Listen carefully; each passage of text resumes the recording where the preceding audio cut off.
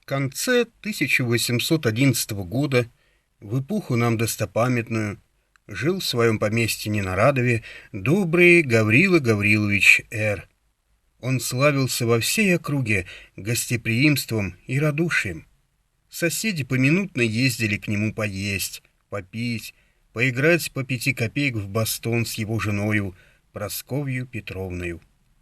А некоторые для того, чтобы поглядеть на дочку их, Марью Гавриловну, стройную, бледную и 17-летнюю девицу. Она считалась богатой невестою, и многие прочили ее за себя или за сыновей. Марья Гавриловна была воспитана на французских романах и, следственно, была влюблена. Предмет, избранный ею, был бедный армейский прапорщик, находившийся в отпуску в своей деревне. Само по себе разумеется, что молодой человек пылал равную страстью, и что родители его любезной, заметя их взаимную склонность, запретили дочери о нем и думать, а его принимали хуже, нежели отставного заседателя. Наши любовники были в переписке и всякий день видались наедине в сосновой роще или у старой часовни. Там они клялись друг другу в вечной любви, сетовали на судьбу и делали различные предположения. Переписываясь и разговаривая таким образом, они, что весьма естественно, дошли до следующего рассуждения. Если мы друг без друга дышать не можем, а воля жестоких родителей препятствует нашему благополучию, то нельзя ли нам будет обойтись без нее? Разумеется, что эта счастливая мысль пришла сперва в голову молодому человеку, и что она весьма понравилась романическому воображению Марьи Гавриловны. Наступила зима и прекратила их свидание. Но переписка сделалась тем живее. Владимир Николаевич в каждом письме умолял ее предаться ему, венчаться тайно, скрываться несколько времени, броситься потом к ногам родителей, которые, конечно, будут тронуты, наконец, героическим постоянством и несчастьем любовников, и скажут им непременно: «Дети, придите в наши объятия». Марья Гавриловна долго колебалась. Множество планов побега было отвергнуто. Наконец она согласилась. В назначенный день она должна была не ужинать и удалиться в свою комнату под предлогом головной боли. Девушка ее была в заговоре. Обе они должны были выйти в сад через заднее крыльцо. За садом найти готовые сани, садиться в них и ехать за 5 верст от Ненарадова в село Жадрино, прямо в церковь, где уж Владимир должен был их ожидать.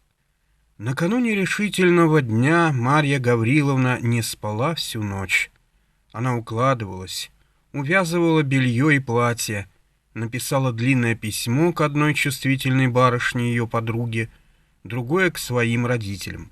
Она прощалась с ними в самых трогательных выражениях, извиняла свой проступок, неодолимую силу и страсти, и оканчивала тем, что блаженнейшую минуту жизни почтет она ту, когда позволено будет ей броситься к ногам дорожайших ее родителей.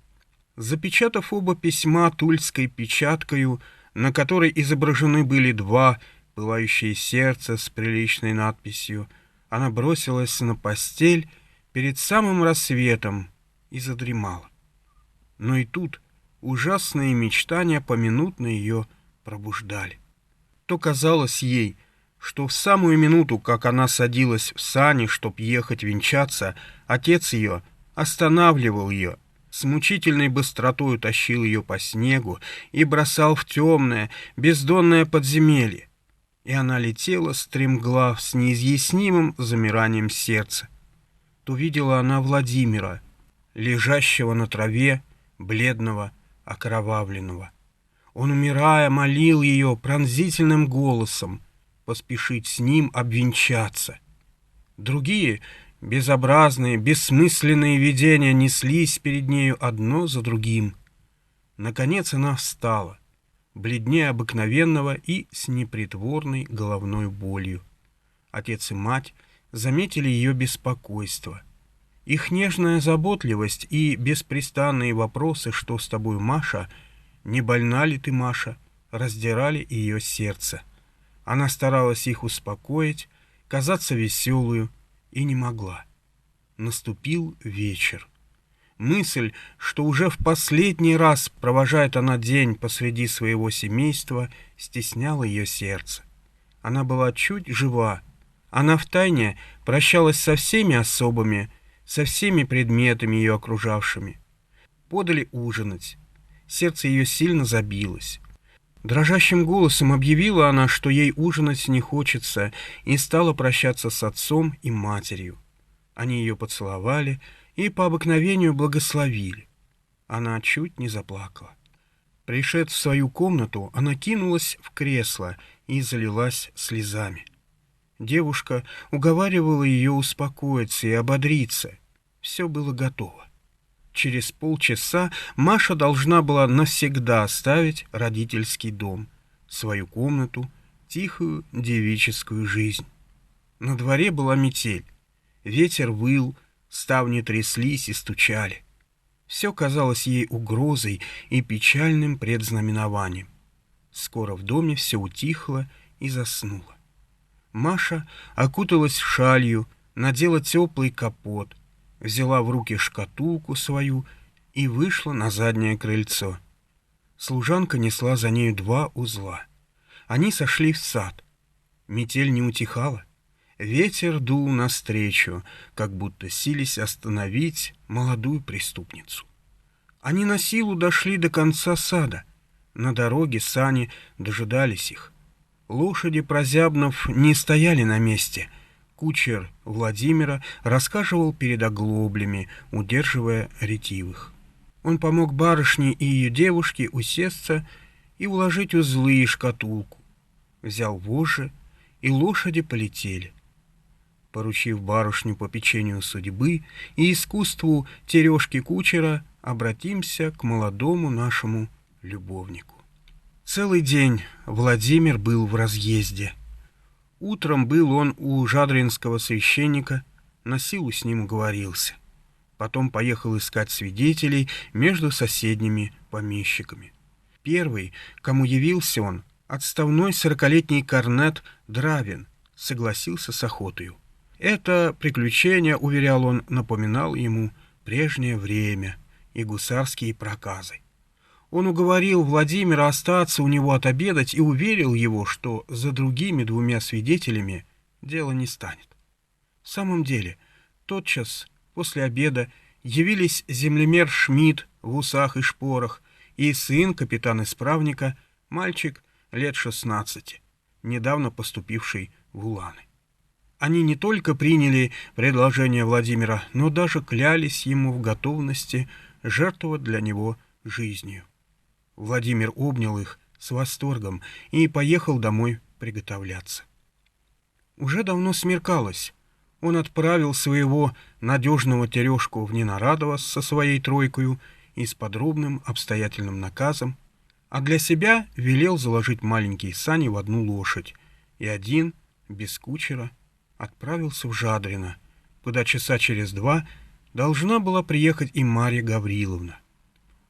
Дорога была ему знакома, а езды всего 20 минут. Но едва Владимир выехал за околицу в поле, как поднялся ветер, и сделалась такая метель, что он ничего не завидел. В 1 минуту дорогу занесло, окрестность исчезла во мгле мутной и желтоватой, сквозь которую летели белые хлопья снегу. Небо слилось с землею.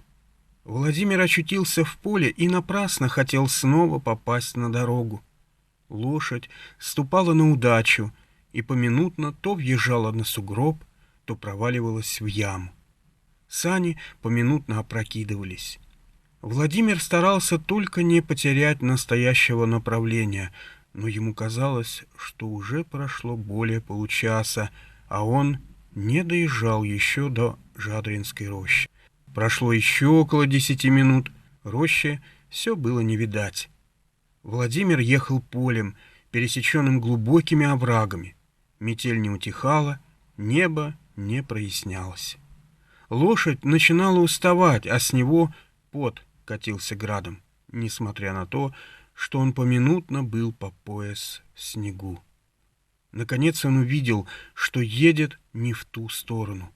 Владимир остановился, начал думать, припоминать, соображать и уверился, что должно было взять ему вправо. Он поехал вправо, лошадь его чуть ступала. Уже более часа был он в дороге.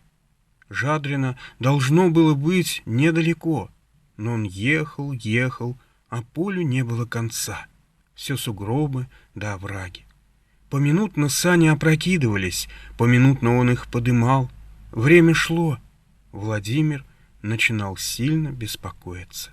Наконец, в стороне что-то стало чернеть. Владимир поворотил туда. Приближаясь, увидел он рощу. «Слава Богу», — подумал он, — «теперь близко». Он поехал около рощи, надеясь тотчас попасть на знакомую дорогу или объехать рощу кругом. Жадрино находилась тотчас за нею. Скоро нашел он дорогу и въехал во мрак дерев, обнаженных зимою. Ветер не мог тут свирепствовать. Дорога была гладкая, лошадь ободрилась, и Владимир успокоился. Но он ехал, а Жадрина было не видать. Рощи не было конца. Владимир с ужасом увидел, что он заехал в незнакомый лес. Отчаяние овладело им. Он ударил по лошади, бедное животное пошло было рысью, но скоро стало приставать, и через четверть часа пошло шагом, несмотря на все усилия несчастного Владимира. Мало-помалу деревья начали редеть, и Владимир выехал из лесу. Жадрина было не видать. Должно было быть около полуночи. Слезы брызнули из глаз его. Он поехал на удачу. Погода утихла, тучи расходились. Перед ним лежала равнина, устланная белым волнистым ковром. Ночь была довольно ясна. Он увидел невдалеке деревушку, состоящую из 4 или 5 дворов. Владимир поехал к ней. У первой избушки он выпрыгнул из саней, подбежал к окну и стал стучаться. Через несколько минут деревянный ставень поднялся, и старик высунул свою седую бороду. — Что тебе надо? — Далеко ли Жадрино? — Жадрино-то далеко ли? — Да, далеко ли? — Недалече. Верст 10 будет. При сем ответе Владимир схватил себя за волосы и остался недвижим, как человек, приговоренный к смерти. — А отколь ты? — продолжал старик. Владимир не имел духа отвечать на вопросы. — Можешь ли ты, старик, — сказал он, — достать мне лошадей до Жадрина? — Какие у нас лошади? — отвечал мужик. — Да не могу ли взять хоть проводника? Я заплачу, сколько ему будет угодно. — Постой, — сказал старик, опуская ставень, — я тебе сын вышлю, он тебя проводит. Владимир стал дожидаться. Не прошло минуты, он опять начал стучаться. Ставень поднялся, борода показалась. — Чё тебе надо? — Что ж твой сын? — Сейчас выйдет, обувается. — Аль ты прозяб? Зайди погреться. — Благодарю. Высылай скорей сына. Ворота заскрипели. Парень вышел с дубиною и пошел вперед, то указывая, то отыскивая дорогу, занесенную снеговыми сугробами. — Который час? — спросил его Владимир. — Да уж скоро рассветят, — отвечал молодой мужик. Владимир не говорил уже ни слова. Пели петухи, и было уже светло, как достигли они Жадрина. Церковь была заперта. Владимир заплатил проводнику и поехал на двор к священнику. На дворе тройки его не было.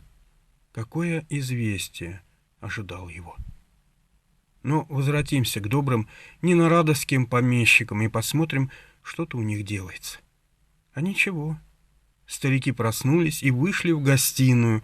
Гаврила Гаврилович в колпаке и байковой куртке, Прасковья Петровна в шлафорке на вате.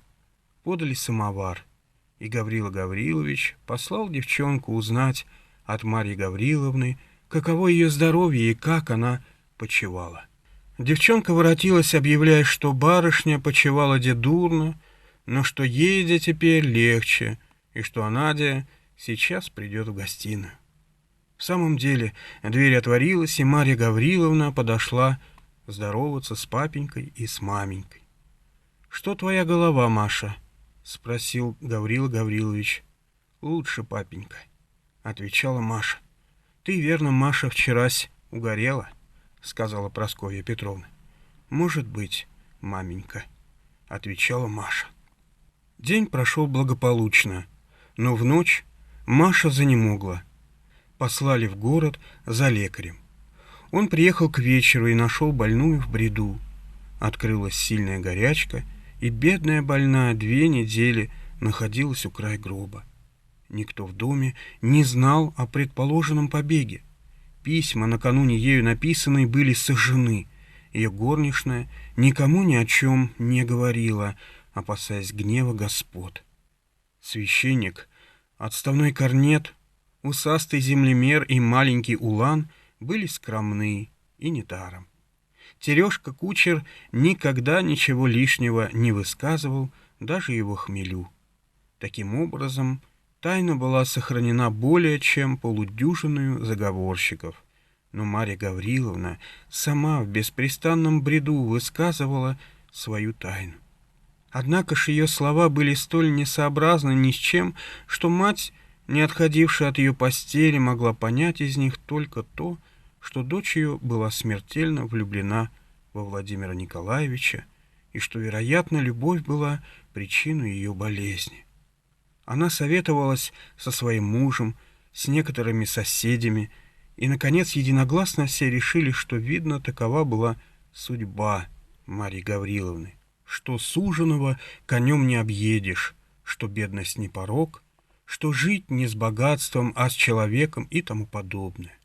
Нравственные поговорки бывают удивительно полезны в тех случаях, когда мы от себя мало что можем выдумать себе в оправдание. Между тем барышня стала выздоравливать. Владимира давно не видно было в доме Гаврила Гавриловича. Он был напуган обыкновенным приемом. Положили послать за ним и объявить ему неожиданное счастье — согласие на брак. Но каково было изумление ненарадовских помещиков, когда в ответ на их приглашение получили они от него полусумасшедшее письмо. Он объявлял им, что нога его не будет никогда в их доме, и просил забыть о несчастном, для которого смерть остается единою надеждой. Через несколько лет узнали они, что Владимир уехал в армию. Это было в 1812 году. Долго не смели объявить об этом выздоравливающей Маше. Она никогда не упоминала о Владимире. Несколько месяцев уже спустя, нашед его имя в числе отличившихся и тяжело раненых под Бородином, она упала в обморок, и боялись, чтоб горячка ее не возвратилась. Однако, слава Богу, обморок не имел последствия. Другая печаль ее посетила. Гаврила Гаврилович скончался, оставив ее наследницей всего имения. Но наследство не утешало ее. Она разделяла искренно горесть бедной Прасковьи Петровны, клялась никогда с нею не расставаться. Обе они оставили Ненарадово, место печальных воспоминаний, и поехали жить в другое поместье. Женихи кружились и тут около милой и богатой невесты, но она никому не подавала и малейшей надежды. Мать иногда уговаривала ее выбрать себе друга. Марья Гавриловна качала головой и задумывалась. Владимир уже не существовал. Он умер в Москве накануне вступления французов. Память его казалась священной для Маши. По крайней мере, она берегла все, что могло его напомнить. Книги, им некогда прочитанные, его рисунки, ноты и стихи, им переписанные для нее. Соседи, узнав обо всем, дивились ее постоянству и с любопытством ожидали героя, долженствовавшего, наконец, восторжествовать над печальной верностью этой девственной Артемизы. Между тем война со славой была кончена. Полки наши возвращались из-за границы, народ бежал им навстречу. Музыка играла завоеванные песни: «Вив Анри Катер», «Тирольские вальсы» и арии из Джоконда. Офицеры, ушедшие в поход почти отроками, возвращались возмужав на бранном воздухе, обвешанные крестами. Солдаты весело разговаривали между собою, вмешивая поминутно в речь немецкие и французские слова. Время незабвенное, время славы и восторга. Как сильно билось русское сердце при слове Отечества, как сладки были слезы свидания, с каким единодушием мы соединяли чувство народной гордости и любви к государю. А для него какая была минута! Женщины, русские женщины были тогда бесподобны. Обыкновенная холодность их исчезла. Восторг их был истинно упоителен, когда, встречая победителей, кричали они «Ура!» и в воздух чепчики бросали. Кто из тогдашних офицеров не сознается, что русской женщине обязан он был лучшей, драгоценнейшей наградою? В это блистательное время Марья Гавриловна жила с матерью в одной губернии и не видала, как обе столицы праздновали возвращение войск. Но в уездах и деревнях общий восторг, может быть, был еще сильнее. Появление в сих местах офицера было для нее настоящим торжеством, и любовнику во фраке плохо было в его соседстве. Мы уже сказывали, что, несмотря на ее холодность, Марья Гавриловна все по-прежнему окружена была искателями. Но все должны были отступить, когда явился в ее замке раненый гусарский полковник Бурмин с Георгием в петлице и с интересной бледностью, как говорили тамошние барышни. Ему было около 26 лет. Он приехал в отпуск в свои поместья, находившиеся по соседству деревни Марьи Гавриловны. Марья Гавриловна очень его отличала. При нем обыкновенная задумчивость ее оживлялась. Нельзя было сказать, чтобы она с ним кокетничала, но поэт, заметя ее поведение, сказал бы «Se amor non è, che dunque?» Если это не любовь, то что же это? Бурмин был в самом деле очень милый молодой человек. Он имел именно тот ум, который нравится женщинам. Ум приличия и наблюдения, без всяких притязаний и беспечно насмешливый. Поведение его с Марьей Гавриловной было просто и свободно. Но что бы она ни сказала или ни сделала, душа и взоры его так за нею и следовали. Он казался нрава тихого и скромного, но молва уверяла, что некогда был он ужасным повесою. И это не вредило ему, во мнении Марьи Гавриловны, которая, как и все молодые дамы вообще, с удовольствием извиняла шалости, обнаруживающие смелость и пылкость характера. Но более всего, более его нежности, более приятного разговора, более интересной бледности, более перевязанной руки, молчание молодого гусара более всего подстрекало ее любопытство и воображение. Она не могла не сознаваться в том, что она очень ему нравилась. Вероятно, и он со своим умом и опытностью мог уже заметить, что она отличала его. Каким же образом до сих пор не видала она его у своих ног и еще не слыхала его признания? Что удерживало его? Робость, неразлучная с истинной любовью, гордость или кокетство хитрого волокиты? Это было для нее загадкою. Подумав хорошенько, она решила, что робость была единственной тому причиной, и положила ободрить его большую внимательностью и, смотря по обстоятельствам, даже нежностью. Она приуготовляла развязку самую неожиданную и с нетерпением ожидала минуты романического объяснения. Тайна, какого роду ни была бы, всегда тягостна женскому сердцу. Ее военные действия имели желаемый успех. По крайней мере, Бурмин впал в такую задумчивость, и черные глаза его с таким огнем останавливались на Марье Гавриловне, что решительная минута казалась уже близка. Соседи говорили о свадьбе, как о деле уже конченном, а добрая Прасковья Петровна радовалась, что дочь ее наконец нашла себе достойного жениха. Старушка сидела однажды одна в гостиной, раскладывая гран-пасьянс, как Бурмин вошел в комнату и тотчас осведомился о Марье Гавриловне. «Она в саду», — отвечала старушка. «Подите к ней, а я вас буду здесь ожидать». Бурмин пошел, а старушка перекрестилась и подумала: авось дело сегодня же кончится. Бурмин нашел Марью Гавриловну у пруда, под ивою, с книгой в руках и в белом платье, настоящей героиней романа. После первых вопросов Марья Гавриловна нарочно перестала поддерживать разговор, усиливая таким образом взаимное замешательство, от которого можно было избавиться разве только внезапным и решительным объяснением. Так и случилось. Бурмин, чувствуя затруднительность своего положения, объявил, что искал давно случая открыть ей свое сердце и потребовал минуты внимания. Марья Гавриловна закрыла книгу и потушила глаза в знак согласия. «Я вас люблю», — сказал Бурмин. «Я вас люблю страстно».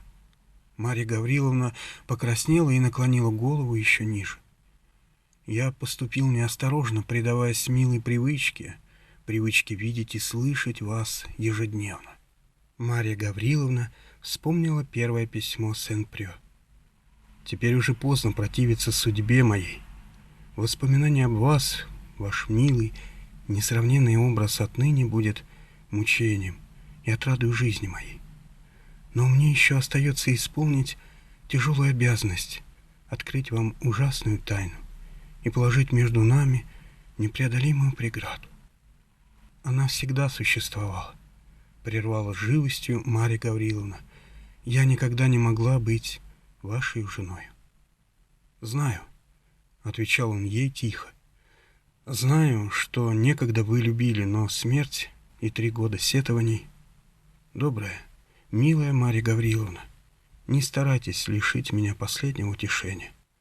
Мысль, что вы бы согласились сделать мое счастье, если бы... Молчите, ради Бога, молчите, вы терзаете меня. Да, я знаю, я чувствую, что вы были бы моею, но я несчастнейшее создание. Я женат». Марья Гавриловна взглянула на него с удивлением. «Я женат», — продолжал Бурмин. «Я женат уже 4-й год и не знаю, кто моя жена и где она, и должен ли свидеться с нею когда-нибудь». «Что вы говорите?» — воскликнула Марья Гавриловна. «Как это странно. Продолжайте. Я расскажу после, но продолжайте, сделайте милость». «В начале 1812 года, — сказал Бурмин, — я спешил в Вильну, где находился наш полк. Приехав однажды на станцию поздно вечером, я велел было поскорее закладывать лошадей, как вдруг поднялась ужасная метель, и смотрители и ямщики советовали мне переждать. Я их послушался, но непонятное беспокойство овладело мною. Казалось, кто-то меня так и толкал. Между тем метель не унималась. Я не вытерпел, приказал опять закладывать и поехал в самую бурю. Ямщику вздумалось ехать рекою, что должно было сократить нам путь 3 верстами. Берега были занесены. Ямщик проехал мимо моего места, где выезжали на дорогу, и таким образом очутились мы в незнакомой стороне. Буря не утихала, и я увидел огонек и велел ехать туда. Мы приехали в деревню. В деревянной церкви был огонь. Церковь была отворена. За оградой стояло несколько саней. По паперти ходили люди. «Сюда, сюда!» — закричало несколько голосов. Я велел ямщику подъехать. «Помилуй, где ты замешкался?» — сказал мне кто-то. «Невеста в обмороке. Поп не знает, что делать. Мы готовы были ехать назад. Выходи же скорее». Я молча выпрыгнул из саней и вошел в церковь, слабо освещенную 2 или 3 свечами. Девушка сидела на лавочке в темном углу церкви. Другая терла ей виски. «Слава Богу», — сказал это, — «на силу вы приехали. Чуть было вы барышню не уморили». Старый священник подошел ко мне с вопросом: «Прикажете начинать?» «Начинайте, начинайте, батюшка», — отвечал я рассеянно. Девушку подняли. Она показалась мне не дурна. Непонятная, непростительная ветреность. Я стал подле нее перед аналоем. Священник торопился. 3 мужчин и горничная поддерживали невесту и заняты были только ею. Нас обвенчали. «Поцелуйтесь», — сказали нам. Жена моя обратила ко мне бледное свое лицо. Я хотел было ее поцеловать. Она вскрикнула: «Ай, не он! Не он!» и упала без памяти. Свидетели устремили на меня испуганные глаза. Я повернулся, вышел из церкви безо всякого препятствия. Бросился в кибитку и закричал: «Пошел!» «Боже мой!» — закричала Марья Гавриловна.